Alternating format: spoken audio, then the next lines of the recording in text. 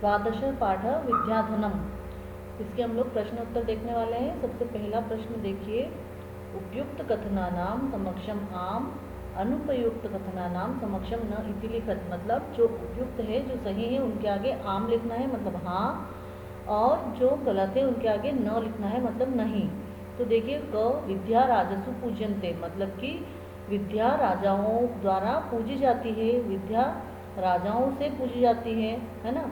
तो इसका आएगा आम, मतलब हाँ, विद्या को राजा पूजते हैं, धन को नहीं। अब देखिए, ख वाग्भूषणम भूषणम न। वाग्भूषणम मतलब वाणी का जो आभूषण है वो आभूषण नहीं है, ये तो गलत है ना। वाणी का आभूषण भी आभूषण होता है, और सुसंस्कृत वाणी जो होती है मनुष्य का आभूषण होती है। विद्या धनम सर्वधनेषु प्रधानम, विद्या का धन सभी धनों में प्रधान है, प्रमुख है, तो आम हो जाएगा, मतलब हाँ। फिर है विदेश गमने विद्या बंधुजना न भवति। विदेश जाने पर विद्या जो है हमारे मित्र के समान नहीं होती है क्या, तो गलत हो जाएगा, नहीं होती है, वो तो विद्या है ना, मित्रता के समान होती है, मित्र के समान होती है। सर्वम विहाय विद्याधिकारम कुरु, मतलब सभी लोगों को विद्या पर अधिकार कर लेना चाहिए, तो आम हो जाएगा, हाँ। फिर अगला क्वेश्चन देखिए, प्रश्न क्रमांक 2, अधोलिखितानाम पदानाम लिंगम विभक्तिम वचनम लिखत। मतलब कि यहाँ पर जो पद दिए हुए हैं उनके लिंग विभक्ति वचन आपको लिखने हैं। तो देखिए, सबसे पहला जो है नरस्य। तो देखिए, यहाँ पर जब स्य लग जाता है, पीछे मैं पहले भी बता चुकी हूँ कि जब भी स्य लग जाता है मतलब षष्ठी का एक वचन होगा। तो यहाँ पर देखिए, नर, नर क्या होता है, पुल्लिंग होता है, ठीक है, मेल है वो, तो यहाँ पर लिंग में हम लोग लिख देंगे पुल्लिंग, और षष्ठी एक वचन, ठीक। फिर देखिए, गुरु, गुरु भी क्या होता है, पुल्लिंग होता है, मेल होता है, तो यहाँ लिख दिया पुल्लिंग। फिर गुरुणाम, जब भी पीछे ये नाम लग जाता है तो षष्ठी बहुवचन होता है, तो यहाँ पर हो गया पुल्लिंग षष्ठी बहुवचन। फिर देखिए, केयुराह, केयुराह क्या है, जैसे कि बालका होता है, उसी प्रकार केयुराह है, तो ये प्रथमा का बहुवचन है, पुल्लिंग है, प्रथमा बहुवचन, ठीक है। फिर देखिए, कीर्तिम, कीर्तिम स्त्रीलिंग है, कीर्ति नाम भी होता है, तो स्त्रीलिंग हो गया, और कीर्तिम है तो म लगा है पीछे, द्वितीय एक वचन हुआ। फिर भूषणाणी, तो जब ये पीछे अणाणी लग जाता है तब क्या होता है कि ये जो है भूषण, ये नपुंसकलिंग में है, जैसे हमारे पल जो है वो भी नपुंसकलिंग है, पत्र जो है वो भी नपुंसकलिंग है। तो जैसे पत्र की चलती है विभक्ति, पत्रम पत्रे पत्राणी, तो पत्राणी कब आया, बहुवचन में आया, प्रथमा वाली लाइन में बहुवचन, पत्रम पत्रे पत्राणी। वैसे ही भूषण भी हुआ तो भूषणाणी बहुवचन हो गया, है ना। तो नपुंसकलिंग प्रथमा बहुवचन। विभक्तियों को अच्छे से समझने के लिए कि प्रथमा द्वितीय तृतीय कब कहाँ पे क्या होती है, उनको समझने के लिए आप मेरे विभक्ति वाले वीडियो देख सकते हैं। फिर देखिए आप, ये जो प्रश्न क्रमांक 3 है, इसमें है श्लोकांचान योजयत, मतलब कि जो श्लोक हैं आधे हैं यहाँ पर, इनको आपको मिलाना है, मतलब योजन करना है, ठीक है। तो यहाँ पर देखिए, सबसे पहला वाला जो श्लोक है, विद्या राजसु पूज्यते न ही धनम, ठीक है। तो आगे क्या आएगा, आगे आ जाएगा विद्या विहीन पशु, ठीक है, विद्या राजाओं द्वारा पूजी जाती है, धन नहीं, और विद्या के बिना मनुष्य पशु के समान है। फिर है केयुराह न विभूषयन्ति पुरुषम हारा न चंद्रोज्वला, ठीक है। मतलब कि मैंने आपको पहले भी इसका अर्थ समझाया है, जब अध्याय हमने पढ़ा था, कि ना तो बाजूबंद शोभा देते हैं पुरुष को, और ना ही चंद्र के समान हार, चमकदार हार जो होता है वो भी शोभा नहीं देता है। अब देखिए, न चोरहार्यम न च राजहार्यम, ठीक है, कि राजा उसे छीन नहीं सकता, चोर उसे चोरी नहीं कर सकता, और न भात भाज्यम न च भारकारी, और न ही भाई उसके लिए झगड़ा कर सकता है, और न ही ये भार होती है। फिर देखिए, सत्कार आयतनम कुलस्य महिमा, है ना, क्योंकि इससे सम्मान प्राप्त होता है, कुल की महिमा बढ़ती है। रत्नेर बिना भूषणम, और रत्न के बिना आभूषण है ये, विद्या में कोई भी रत्न हीरे मोती नहीं जड़े होते हैं, फिर भी ये हमारा आभूषण है। फिर वाण्य का समलंग करोति पुरुषम या संस्कृता धार्यते, ठीक है। तो ये वाणी का मतलब, वाणी जो होती है समलंग करोति, जो हमारी सुसंस्कारी जो वाणी होती है वो भी हमारे जो है संबलन करोति मतलब कि हमें अलंकृत करती है, हमें सुशोभित करती है, उसे हमेशा धारण करना चाहिए। अब यहाँ पर देखिए प्रश्न क्रमांक 4 वो है कि एक पदेन प्रश्नानाम उत्तराणि लिखत, मतलब कि केवल एक पद में आपको उत्तर देना है। तो सबसे पहला प्रश्न है कह पशु, मतलब कह मतलब कौन। अब देखिए कह आया है, कह लड़के के लिए उपयोग होता है ना, सह और कह और सा और का ये लड़की के लिए आएगा। तो यहाँ पर सह पूछा है, मतलब यहाँ पर कोई पुल्लिंग है, ठीक है।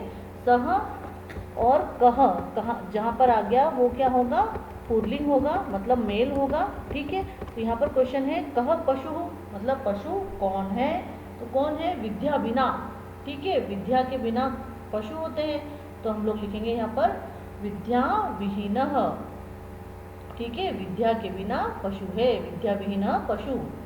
फिर देखिए प्रश्न क्रमांक 2 का भोगकारी, ठीक है।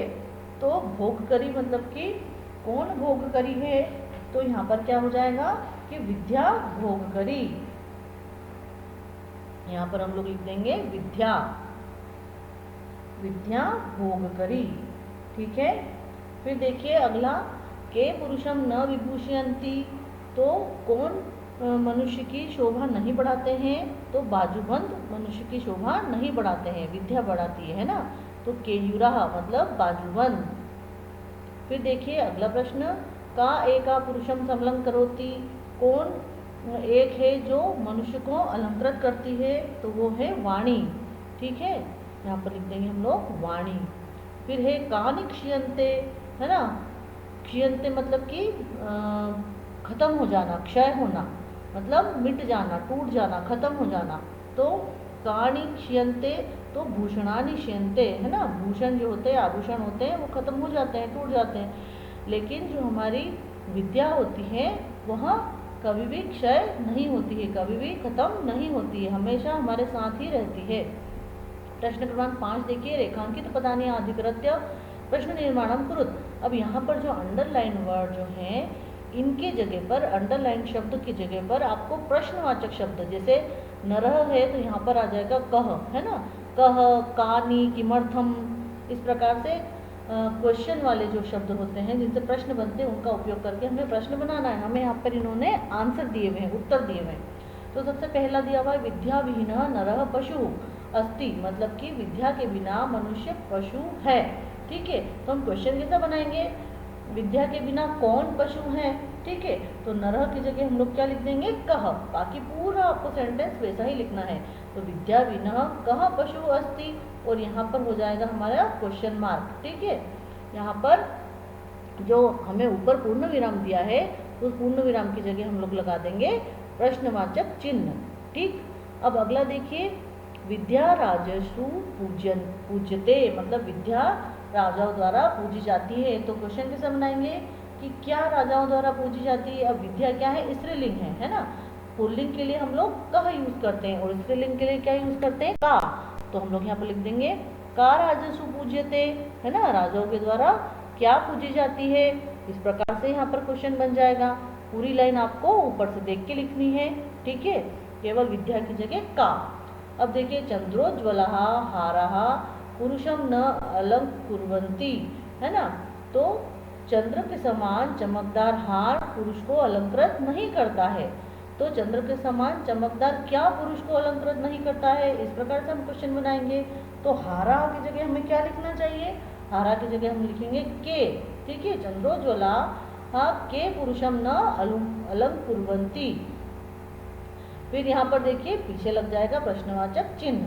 फिर देखिए पिता हिते नियुक्तेम, तो यहाँ पर पिता की जगह क्या हो जाएगा, कह आ जाएगा, क्योंकि पिता भी क्या है, पुल्लिंग है, तो कह हो जाएगा और पीछे हो जाएगा प्रश्नवाचक चिन्ह। और बाकी का सेंटेंस आपको ऊपर से देखकर ही लिखना है। विद्याधनम सर्व प्रधानम धनम अस्ति, मतलब विद्याधन सब में प्रमुख धन है। तो विद्याधन किस प्रकार का धन है, तो हम लोग क्या लगेंगे, कीदृशम, ठीक है। यहाँ पर हो जाएगा कीदृशम, इस प्रकार से भी आप लिख सकते हैं दृशम, और या फिर आप ये की और ये दृशम ऊपर बिंदु लगाकर भी लिख सकते हैं, ठीक है। तो कीदृशम धनम अस्ति और पीछे हो जाएगा क्वेश्चन मार्क। उसके बाद में देखिए विद्या दिक्षु कीर्ति तनोति, तो यहाँ पर दिक्षु की जगह क्या हो जाएगा कासु या पुत्र, है ना, तो यहाँ पर हम लोग लिख देते हैं कासु, ठीक, और पीछे हो जाएगा यहाँ पर क्वेश्चन मार्क। फिर देखिए प्रश्न क्रमांक 6, पूर्ण वाक्येन प्रश्नानाम उत्तराणि लिखत, मतलब पूरे वाक्य में आपको आंसर देना है। तो यहाँ पर देखिए क गुरुनाम गुरु का अस्ति, गुरुओं का गुरु कौन है, तो आपको पूरा क्वेश्चन में से लिखना है, जैसे गुरुनाम गुरु और अस्ति, और यहाँ जो का है ये प्रश्नवाचक शब्द है ना, क्या है, गुरु का गुरु कौन है। अब देखिए यहाँ पर का पूछा है, का मतलब कोई स्त्रीलिंग वाला नाम आने वाला है ना, तो हमें पता है क्या होगा, गुरु का गुरु कौन है, विद्या है, तो हम लोग यहाँ पर लिख देंगे विद्या। और यहाँ पर पूरा सेंटेंस आपको ऊपर से देखकर ही लिखना है, केवल का की जगह आपको विद्या लिखना है और आपका आंसर बन जाएगा गुरु नाम गुरु विद्या अस्ति। फिर देखिए इसका प्रश्न क्रमांक ख, ये है कीदृशी वाणी पुरुषम समलं करोति, कैसी वाणी पुरुष को या मनुष्य को मतलब अलंकृत करती है, सुशोभित करती है। तो यहाँ पर देखिए कीदृशी हमको गायब करना है और कीदृशी की जगह हमें क्या लिखना है, कौन सी वाणी, संस्कृता वाणी, मतलब कि जो संस्कार वाली वाणी जो होती है, तो यहाँ पर लिख देंगे संस्कृता, कीदृशी की जगह संस्कृता, और फिर ये वाणी पुरुषम समलं करोति, ये ऊपर से देख करके हमें लिख देना है, ठीक है, कीदृशी की जगह केवल संस्कृता याद करना है। फिर देखिए व्यय कृते किम वर्धते, मतलब कि जैसे जैसे हम लोग खर्च करते हैं तो कौन बढ़ता है, तो विद्या बढ़ती है, व्यय कृते विद्या धनम वर्धते, तो यहाँ पर भी ये किम गायब करना है, व्यय कृते और वर्धते ऊपर से देख करके लिखना है, और किम की जगह क्या हो जाएगा विद्या धनम, ठीक है, व्यय कृते विद्या धनम वर्धते। फिर आगे देखिए भाग्य क्षय आश्रय कह, ठीक है, कि जब भाग्य हमारा साथ नहीं देता है तब आश्रय क्या होता है, कौन हमें आश्रय देता है, कौन हमारा सहारा होता है, तो तब विद्या नाम, मतलब विद्या ही हमारा एकमात्र आश्रय होती है, तो यहाँ पर हो जाएगा विद्या नाम भाग्य क्षय आश्रय। अब प्रश्न क्रमांक 7 देखिए मंजूषातः पुल्लिंग स्त्रीलिंग नपुंसकलिंग पदानि चित्वा लिखत, मतलब कि जो बॉक्स में जो हमें पद दिए हुए हैं, विद्या मतलब कि विद्या जो ज्ञान होता है, धनम मतलब कि धन पैसा, संस्कृता मतलब संस्कारी, सततम मतलब हमेशा सतत, कुसुमम मतलब फूल, मूर्धजा मतलब चोटी, और पशु मतलब जानवर, गुरु मतलब हमारे टीचर, और रति एक लड़की का नाम है, स्त्री का नाम है रति। तो इन्हें हमें यहाँ पर पुल्लिंग स्त्रीलिंग और नपुंसकलिंग में बांटना है। तो जैसे इन्होंने यहाँ पर ये एग्जाम्पल दिया हुआ है, हाराहा मतलब हार, हार क्या हो गया, पुल्लिंग हो गया, तो यहाँ पर लिख दिया हार। फिर अलंकृत करना, तो अलंकृता लड़की का नाम है, स्त्रीलिंग के उसमें रखा गया है। भूषण जो आभूषण होते हैं उसे नपुंसकलिंग की श्रेणी में रखा गया है। अब यहाँ पर देखिए हमें जो उन्होंने ऊपर नाम दिए हैं उन्हें हम करते हैं। तो सबसे पहले देखिए जो विद्या है वो स्त्रीलिंग है, तो हम लोग ये जो विद्या है इसे स्त्रीलिंग की श्रेणी में रखा गया है, तो यहाँ पर लिख देंगे। फिर देखिए धनम, तो धनम नपुंसकलिंग की श्रेणी में रखा गया है। फिर देखिए यहाँ पर है संस्कृता, तो संस्कृता भी स्त्रीलिंग की श्रेणी में रखा गया है, संस्कृता नाम। फिर सततम, तो सततम क्या है, सतत चलना निरंतर, तो वो नपुंसकलिंग है, तो ये हो गया यहाँ पर सततम नपुंसकलिंग की श्रेणी में। फिर देखिए कुसुम मतलब फूल जो है, तो वो भी नपुंसकलिंग की श्रेणी में आएगा। फिर देखिए मूर्धजा मतलब कि चोटी, तो वो पुल्लिंग की श्रेणी में रखा गया है, जो सिर पे चोटी होती है, जो पंडित लोग भी चोटी रखते हैं, शिखा रखते हैं उसे। और फिर देखिए यहाँ पर पशु, तो पशु भी क्या है, पुल्लिंग है। फिर देखिए गुरु, तो गुरु भी पुल्लिंग है।